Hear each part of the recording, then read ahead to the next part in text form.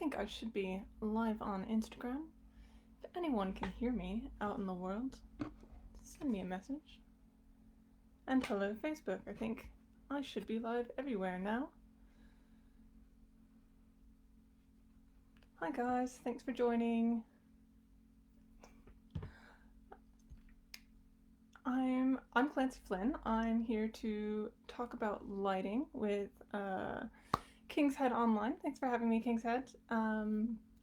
And just for the first 5 minutes, I'm just gonna kind of keep it simple and wait for people to join up. And enjoy some amazing comments that are coming my way on Instagram. I haven't seen anything on Facebook. Can anyone hear me on Facebook? Any brave souls willing to commit to a comment so I know that I exist and can be heard?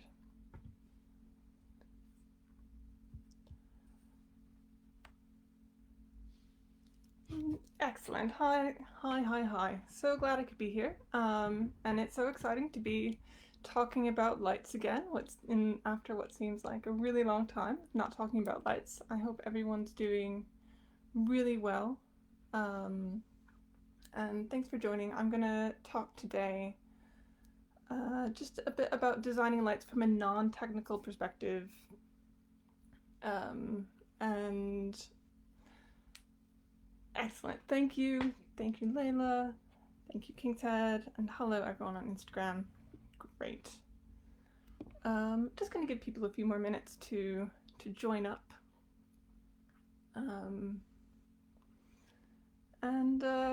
I'd love to tell you some really exciting stories, but recently things have been pretty quiet in the lighting world. But it's a good time to get some reading done and think about your practice. I've updated my website, which is something I haven't had time to do in 200 years, so that was exciting. And I got to get ready with this, and there seems to be so much happening online, which is really exciting. I'm glad the King's Head is still running creative programs and that there's things you can watch online. I feel like I've seen more theater, weirdly, in the last month. I mean, theater. Than I have in a long time. Anyway, well, thanks again for coming. If you missed my first introduction, I'm Clancy Flynn. I'm a lighting designer for theater, musicals, opera, dance, immersive theater, and events, so all sorts of live things. Thank you to the King's Head for having me, and if you have any questions throughout this, please don't hesitate to type them in the box and let me know what you're thinking about. Okay. For those of you who don't know me, I have worked with the King's Head for a long time. I was their technical manager in 2014 and have kind of continued to work with them as my career's progressed. I designed Trainspotting Live, which maybe some of you have seen, and I've lit a ton of different shows at the King's Head, and now I'm one of their associate artists. I've gone on and done things in lots of other places, so kind of worked all around the world. I've had shows staged in New York and London, and worked in Asia a bit, and that's been really exciting. Ooh, I have a question on Instagram. What's your favorite lighting design you have seen? Ooh, tricky. One design I've recently been revisiting is Monster Calls at the Old Vic. I really loved that. I'm really interested in work generally that integrates video and lighting, and I kind of think that's an exciting way to think about video. And I know you see a lot of it being integrated with sound, like audio visual, but I think projectors are kind of just big lights, so let's start using them that way. Oh, and another question, what's lighting design like in Asia? Amazing. I've worked in Hong Kong and I've worked in Taiwan, where I was relighting some shows, and just some really incredible teams of people. I remember in Taiwan, I think I've never been so impressed with a lighting team as I have there. But obviously there's a language barrier, so you're working through translators, and that's quite exciting, or challenging is probably a better word. But everyone's just so open to working with you, and they give you kind of a lot more time, has been my experience. I've really enjoyed it. I've heard mixed things, but I've always had a really good experience. But most of the time I'm working in London. I'd say I have a 1 week on, 1 week off kind of a schedule where I'm in tech for a week, in rehearsals for a week, in tech for a week, in rehearsals for a week. So that's pretty busy, and I'd say probably as busy as you want to get as a lighting designer. I also have a background in technical theater, so I've done a lot of programming for other designers. I've done some production electrics for other designers. I have a particular interest in set electrics, like doing LED tape is a big one. I do a lot of LED tape. Love to solder, and all that kind of stuff. I do less and less now as a designer, but it all kind of feeds into your work, feeds into my work. So I think it's really helpful to have a background in technical theater, and that's where I got started before I became a grown-up designer. But nowadays, yeah, it's mostly lighting shows for people. Great, so it looks like we have kind of gotten a lot more people on board, so hello again, welcome. And I'm gonna kind of start talking about the meat of this session. And I wanted to talk today about lighting design from a non-technical point of view. So hopefully this will be helpful not only to designers and lighting designers, but also to directors or producers or any kind of creative working on a show.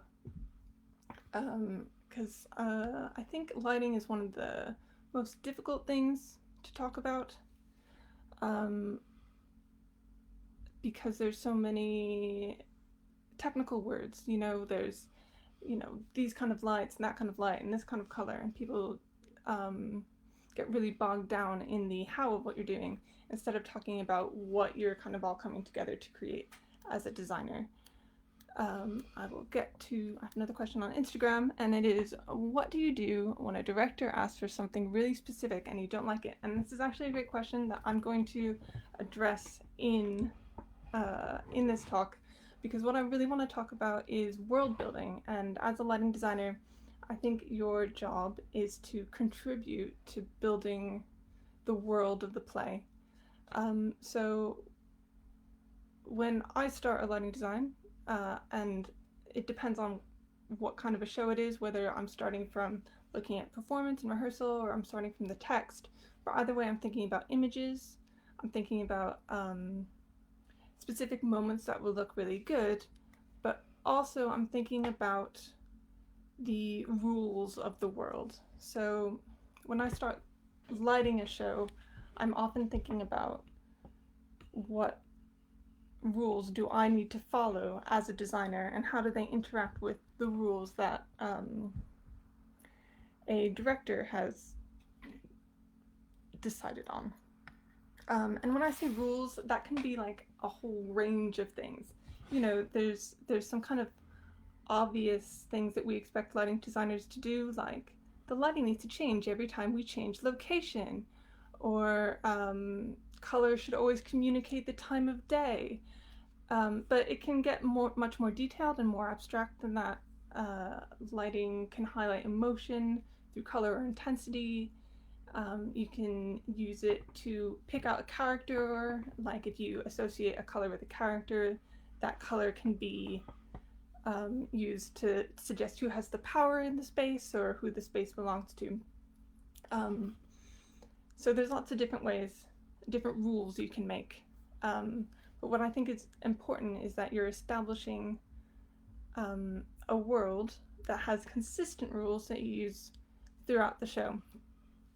And as a lighting designer, I always have my own rules based on what I think will look best and what I think the play demands. Is it realism? Is it abstract? There's lots of different questions you can ask here.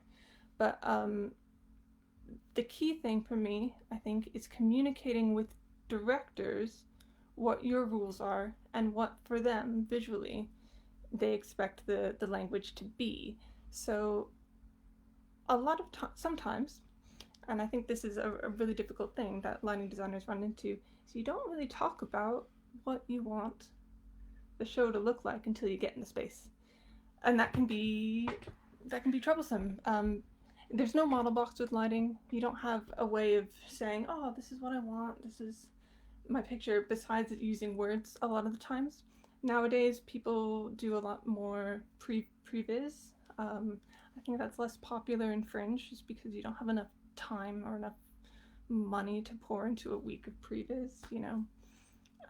But you can share images with each other, and you can do drawings that sometimes help on top of a model box, or use some colors and a flashlight over some model box to give an idea. But I think as long as you and a director are on the same page about what the rules of a show should be, you're gonna do really well. So kind of going back to the question I got on Instagram, like what do you do when a director has an idea and you really don't like it, is you think about why you don't like it, and a lot of the times it will be because it doesn't fit into the rule book or the world that you've built as a lighting designer. And I think that's a really helpful way to talk to directors. So if they have a certain image in mind, a really strong picture, that if you find that out quite early, then you can think about how that establishes any kind of rule that you would then carry through your whole process. So here's a classic one that I sometimes struggle with. You have a conversation with the director, and someone's going to die in your play, and they say, okay, so there's murder, and then I want it to be a red wash. Red for death. Everyone seen Red for Death? It's a big favorite. Uh, and as a lighting designer, you might be like, oh no, I don't want to do that. It's something that we've seen before. It seems a little obvious. If, it's not necessarily the best way to communicate a really impactful emotional moment. If you go and then talk to the director about how having a red wash breaks the rules of your play, like if it's naturalism until the death, why would you want it to be bright red? That's a big question. And then you're saying, okay, so if it's going to be red, then lighting, the color of lighting is doing some kind of emotional role in the play, and you have to decide how then that color change and that color representation of emotion runs through the whole show. And then maybe you can justify Red for Death. Depends. So what I'm basically saying is that it's really important that you as a lighting designer have a cohesive picture of the world that you want to present when you're lighting a show, and that you need to be able to communicate that with a director or other designers. I think other designers are really getting on board now with working with lighting. A lot of times set designers come to me with ideas for different set electrics, ways to integrate lights into the set, and that's really exciting. And I think that you should be having those kind of conversations with everyone, like how do your costumes look under different lights? That's an important question. How does your set work with the lights? And also, how do the rules of the lights work with the rules of the play as set by a director? Anyone have any questions about that so far? Does that seem like a clear way to approach a design? Great, not a ton of exclamation points or shocked faces. I like that. So I'd like to then talk a little bit about how to establish this kind of relationship with your director. That means that you can talk about the rules of your play, and a little bit about what maybe everyone in theater should spend a little time getting to know about lighting, because I think we all need a shared vocabulary. I think that's a really helpful thing, and that can be really basic things like all understanding what warm and cold is, saturation, how deep or pale a color is, a gobo, the kind of shapes that you get in the lights, haze so that we can all kind of talk about the really basic building blocks of a design. I think it's good for everyone to have a shared set of concepts. But if you're a designer, please, please, please don't just say saturated blue, not Lee071. No one needs to know that you know the gel number. Say a strobe, not an atomic, just so that we're all keeping it basic and we're not all trying to talk to each other within the wheelhouse of our specific jobs. Also, if your LD is using words you don't know, please tell them. Ask for visual references if you need to. A lot of times designers don't code switch mindfully between technical and creative communication styles. That's one of the hardest bits about lighting design, is you're kind of sitting at the center of a very technical discipline and a very creative discipline, so you need to be able to talk on one hand to your production electrician, to your hiring company, and on the other hand, you need to be talking to your director and using creative terms and talking about concepts. So just be mindful about that, and if everyone calls each other out on it, I think it's a good thing to do. And it's also important to talk about mood and style. Talk about your color palettes and your pacing, share reference images.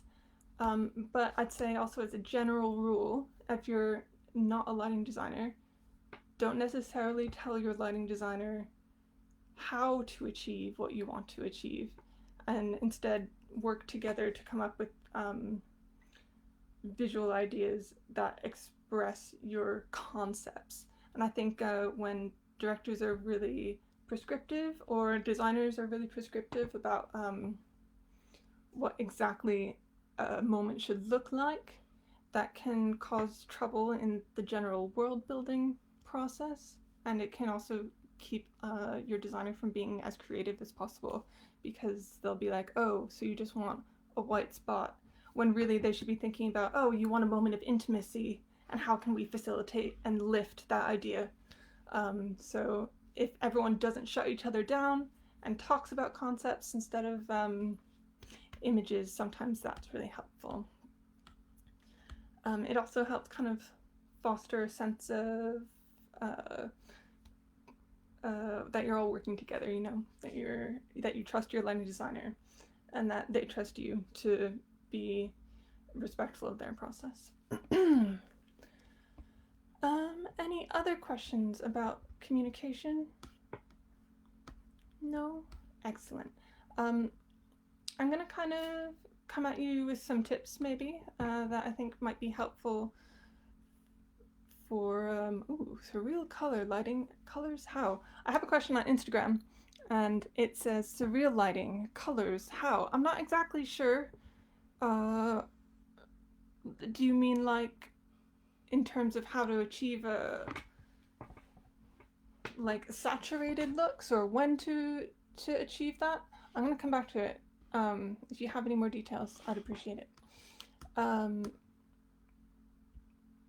One more thing about communication, I'd say, is I'd really recommend, I can't recommend this enough, having a paper tech with your team. It will make such a difference when you get in the room, because you'll all be on the same page. You will already have talked about when cues should move, how fast they should go, when they should go, when lighting needs to be doing some work for the show, and when maybe it would be too much to have a lot going on. And I just think if you have never done a paper tech, please give it a go. So that kind of just means sitting down with your director and your designers.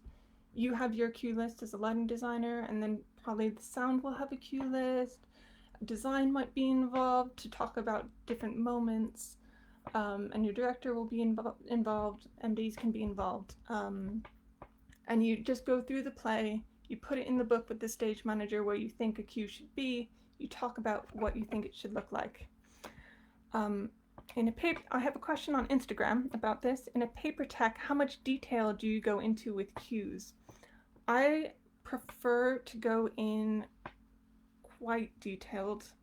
I like to say what they look like, It will depend on exactly how complicated a show is. Like sometimes you're doing a big musical and you might end up saying something like beam snap to white or something like that. And it's kind of imprecise, and when you're talking about it, it's never going to be the same as when you're actually seeing it in real life. But I really like to be able to give a description, give a time, or like a sense of how that cue will feel, like pow, or sometimes I'll be talking about effects and I'll give it lots of sound effects. It's not a technical experience, I don't think. It's just a way to give people a sense of what's going to happen. And then if you're finding that you're not gelling during a paper tech, then you have a lot more time to deal with it. And also usually time to readjust your rig. Because as a lighting designer, I think you get in there, you think you know what you're going to do, and then if someone goes, oh, that's not what I had in mind, you have a really tough job ahead of you, because you actually have to re-rig everything in the sky. It can't happen instantly. If people want to see something different, they have to stop tech. So really being on the same page ahead of time is the dream. Really, really recommend it. Right. Good stuff. I'm just gonna, for the next 5 minutes, give you a couple of random tips that I've picked up as a lighting designer, and ideas for how to develop your own career that have really helped me. The big one for me is working with other lighting designers, and you can do this in all kinds of ways, either as an associate or as an assistant. I think is a really popular way, especially if you're coming out of drama school. I personally didn't come out of drama school, so I kind of got in through technical knowledge, and I worked as a programmer and then as a relighter. Especially, I've worked with a whole bunch of designers I really respect: Sherry Coonan, Nick Farman, Charlie Morgan Jones, Lee Curran I relit for, and every time I've learned something really important from recreating their designs. You'll learn about lamp placement, you'll think of color combinations you've never thought of. So really, really, really, whenever you can, work with other designers early in your career. I have a question on Facebook I'm just going to answer here. How about lighting a scene creating a kind of heaven from the gods, colors to represent atmosphere, and crashing of thunder and lightning? So for me, I really actually love lighting heaven looks, because you get to work in palettes of white. So I'd really recommend working with kind of cool white color palettes with warm white beams. You can get a really nice sense of the sky opening up, which is beautiful. Especially if your beams are something nice and tungsten, like a Parcan. Love a Parcan for that kind of thing. Maybe against a background of a cooler blue LED, works really nicely. And if you're doing light, thunder, and lightning, you need to get yourself a strobe. I'm a big fan of the atomic. If you can get your hands on one. Super stuff. Let's see. Another tip I've got is make sure you're developing your key skills and relationships. Relationships-wise, get to know your hiring company. Love White Light forever for me. They've really helped me out. Oh yeah, I have a comment on Instagram, which I think should go back to my question. It's from Nick Rudder, who says haze, and he is right. Haze all the time, especially if you're doing something from heaven. I can't believe I missed that out. I think my brain just defaults to there's always haze, right? Just tons of haze. Love a CO2 canister. If you can get one, nice, good, even haze. Anyway, when you need your haze machine, make sure you're calling your hire company. Get to know whoever's managing your accounts. It's so helpful to have someone on the other end of the phone that you can talk to about the kind of lights that you need, and who will do a deal for you on shows that you're struggling with when there's no budget, and then you can pay them back by giving them a big tour, that kind of thing. Also get to know production electricians and programmers you trust. So important to just have a team around you that you know you can rely on, because lighting is really a team effort. And it's your job as the lighting designer to know your team, but also to protect your team. Um, if a tech isn't going well, it's never your job to punch down as a lighting designer. Please protect your programmers and your electricians. They're always doing their best. Um, so that's also, I think, a big part of being a designer, is being that member of the team. Uh, Also, if you have any practical skills or things that you really like to use in a design, do develop them. I love LED tape, so I got good at soldering. I think that's a good thing to do. If you want to work on musicals or operas, make sure you can read music or practice it. Um, and, look out for people who are doing work that you care about. So, like, I really love the work that the Queer House is doing. I'm a non-binary, gender non-conforming lighting designer. I think it's really great to work with other people who have the same kind of mentality. So make sure that you're looking for people who are doing work that you care about, and that can be creatively or that can be ideologically. There's all sorts of things happening in theater. It's a really exciting world. Another thing, and this is a very lighting designer thing to say, but it's so hard to photograph. Find your photographers who you trust and recommend them when possible, and don't be afraid to ask photographers for wider shots that show up your work. Shout out to Nick Rutter, who I think has also done a KHTOnline session, who is an incredible photographer of stage lighting, and also David Monteith Hodge, who's done some great photos of my work. Get to know people who can photograph the kind of work that you do, and don't do a lot of color retouching and that kind of thing, and try and get them on. And let's see, I've got an Instagram question. Would love to hear your thoughts on bisexual lighting. Is red blue? So I do love a bisexual lighting. I really, really do. Although I tend to go with a kind of a pinky, magenta, and a blue. But generally, I think lighting in two different colors from two sides is such a really great color combination. Do you know what I mean? It gives you good molding. It gives you that kind of sense of three-dimensionality. And depending on what colors you choose, you can create really powerful images, and it can either be like really modern or really retro. So bisexual lighting is a classic, but totally use that concept and mix it up, find different colors. I'm a big fan of actually magenta and green bisexual lighting. Looks really cool. I guess it's not bisexual at that point, is it? I don't know. I don't know what the magenta and green pride flag would be. Great. So it is almost 1:30. So last call for questions, if anyone has any. We doing okay? Amazing. Well, thank you so much for joining me, and thank you to the King's Head for having me. It's been really incredible to get to talk about lights again. It's been a while, and to share my thoughts on it. If you have any questions or you want some more particular advice about lighting, don't hesitate to send me a message. I'm on Instagram and I'm on Twitter at Clancy Flynn. And yeah, I'm totally happy to talk about anything. Got a question coming up on Facebook. How about lighting for creating a desert sandy storm outside in the day? I think you're gonna go with a nice warm palettes for that kind of thing. I would really I don't know if you mean texture, because I think there's an atmospheric question for that could be tricky.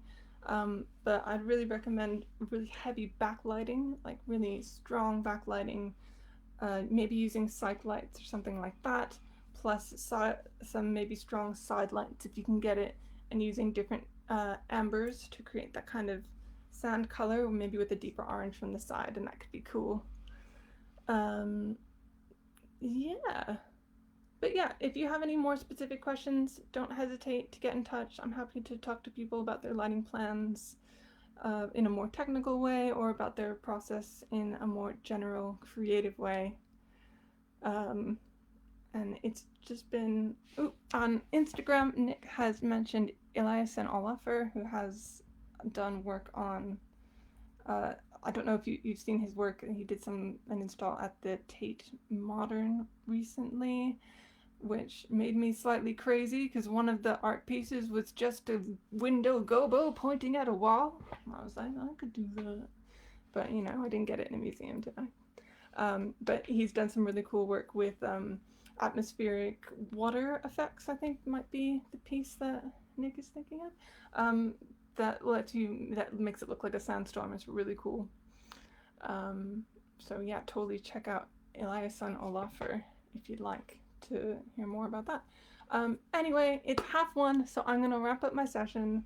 Thank you so much for joining, and thank you to the King's Head and King's Head Online for having me. They're doing talks every weekday at 1 p.m., so make sure you tune in, like and subscribe. I've always wanted to say that, like a big YouTube star. Let everyone know,